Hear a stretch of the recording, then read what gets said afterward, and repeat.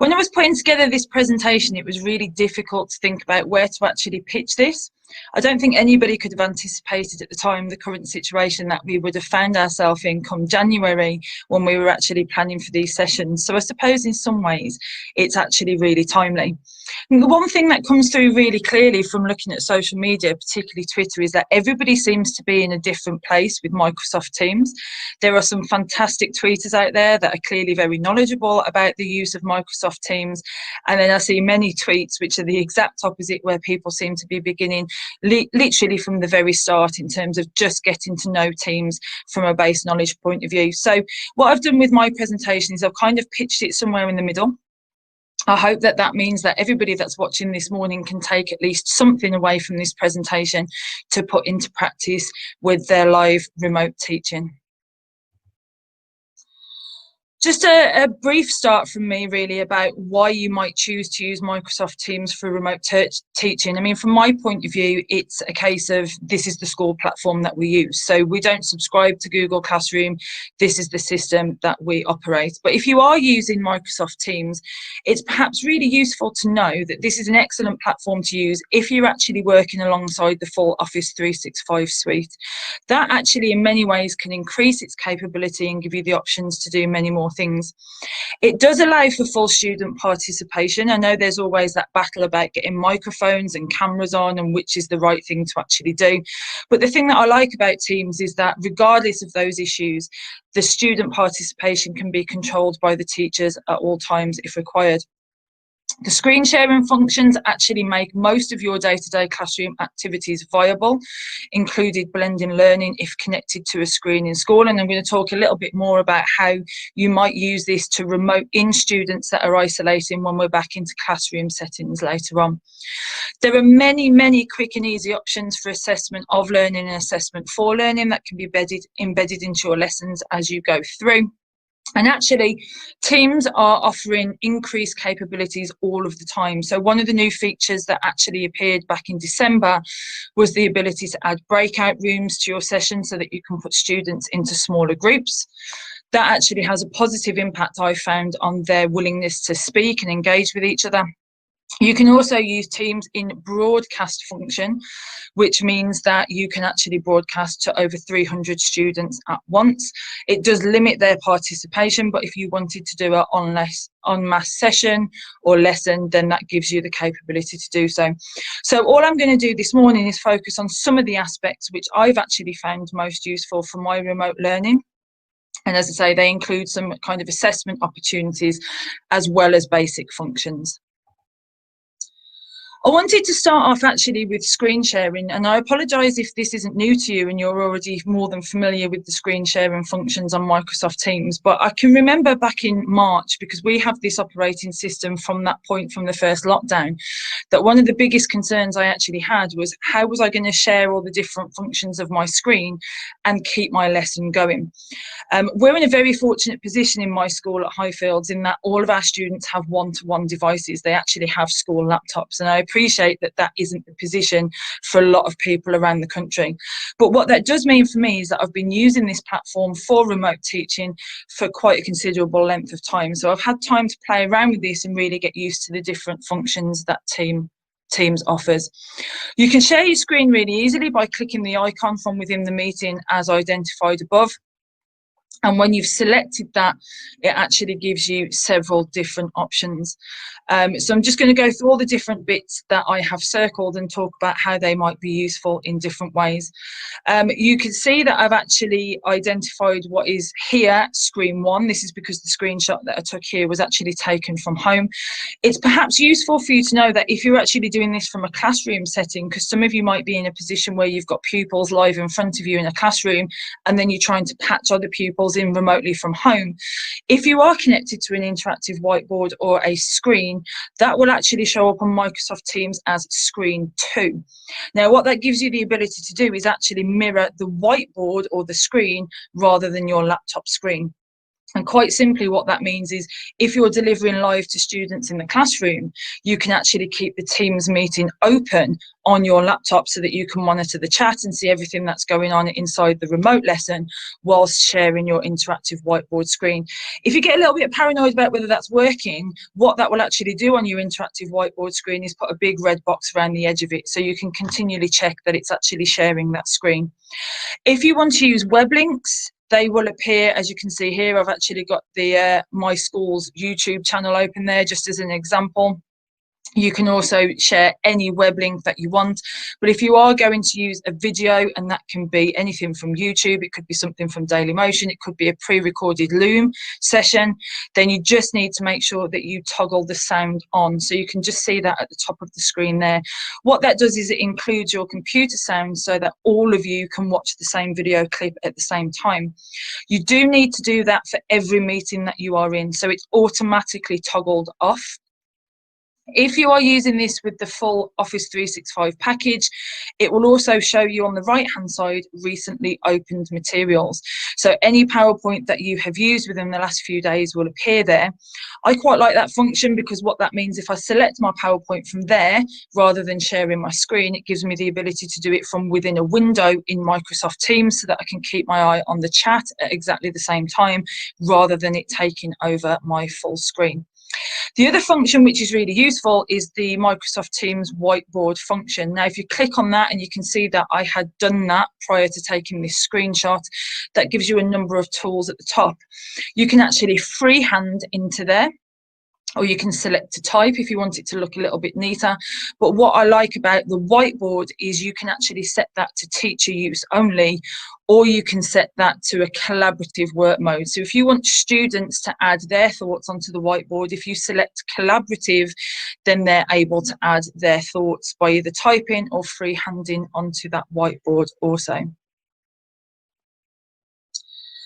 I'm just going to share with you now two different methods that I've used for very quickly assessing knowledge and understanding with students. And I think these are quite important because one of the things that most of us have probably noticed during our remote lessons is an unwillingness for some students to actually engage in conversation with their microphones. They seem to be a lot more comfortable with using the chat function.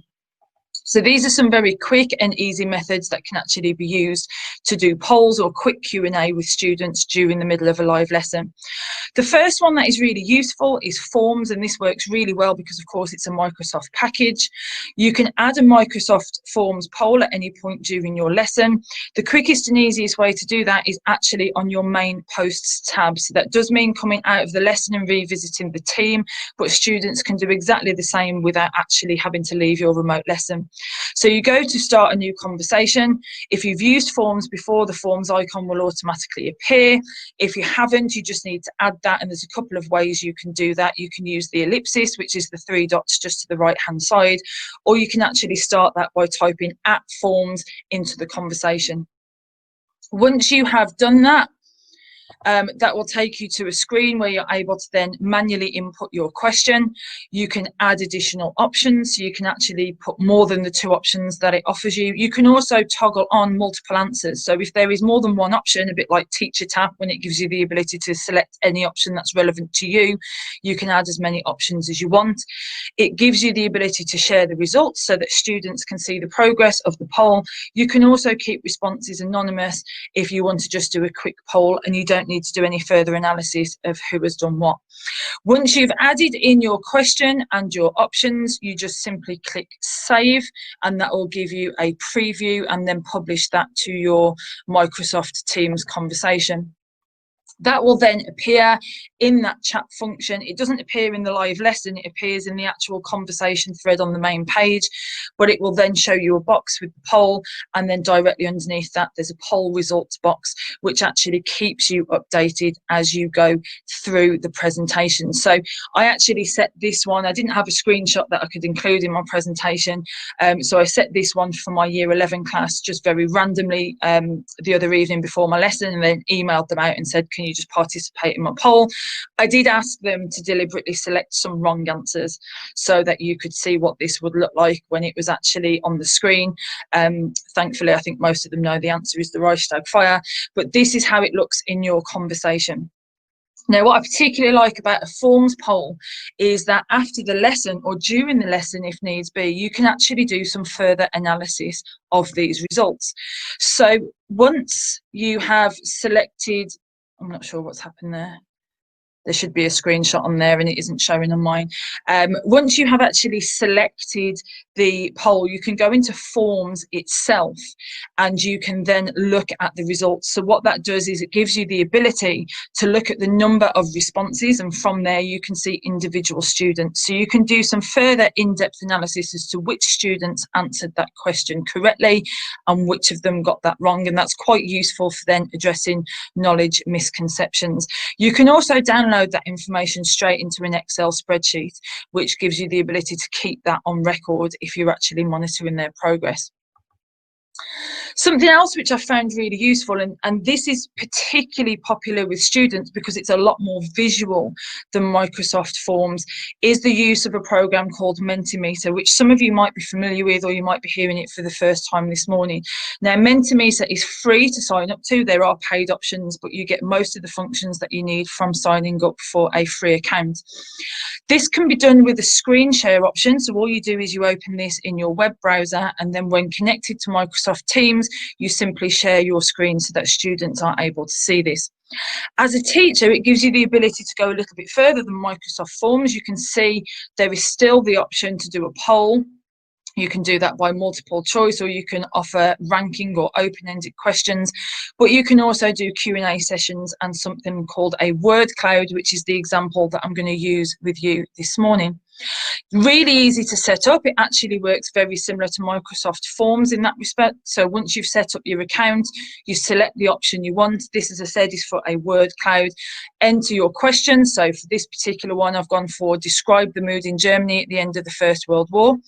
You can change the amount of entries that each participant gets. So it automatically sets to 3, but you can limit that to 1, or you can increase that to 5, depending on what you actually want to do. And then when you're ready to start your question or your word cloud or your poll, you simply click present and then share that screen with students.